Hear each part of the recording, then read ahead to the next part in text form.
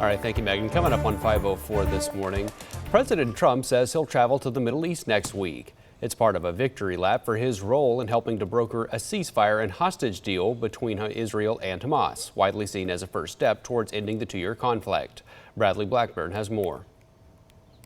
Massive smoke plumes filled Gaza's skies hours after Israel's government approved the Phase 1 ceasefire framework with Hamas that includes the release of all remaining Israeli hostages in exchange for the release of hundreds of Palestinian prisoners. We couldn't have achieved it without the extraordinary help of President Trump and his team. Israeli Prime Minister Benjamin Netanyahu met with U.S. negotiators, Special Envoy Steve Witkoff, and President Trump's son-in-law Jared Kushner ahead of his government's vote. Combined military and diplomatic pressure that isolated Hamas, I think, has brought us to this point.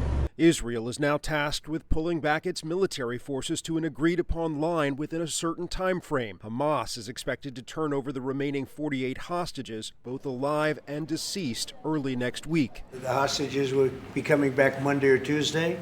I hope to be there. President Trump says he plans to leave Sunday for the Middle East, where he says he'll attend the official signing of the Phase 1 agreement in Egypt and deliver an address to Israel's parliament in Jerusalem. When asked what Phase 2 next steps might look like, the president had this to say. There will be disarming, there will be pullbacks. Around 200 U.S. service members are headed to the region to support and monitor implementation of the ceasefire agreement, though administration officials say U.S. troops will not enter Gaza. Since the Israel-Hamas deal was announced, calls have grown for President Trump to receive the Nobel Peace Prize, an award the president has also publicly expressed interest in winning. This year's winner is set to be announced later this morning. So far, 4 U.S. presidents have won the Nobel Peace Prize: former Presidents Theodore Roosevelt, Woodrow Wilson, Jimmy Carter, and Barack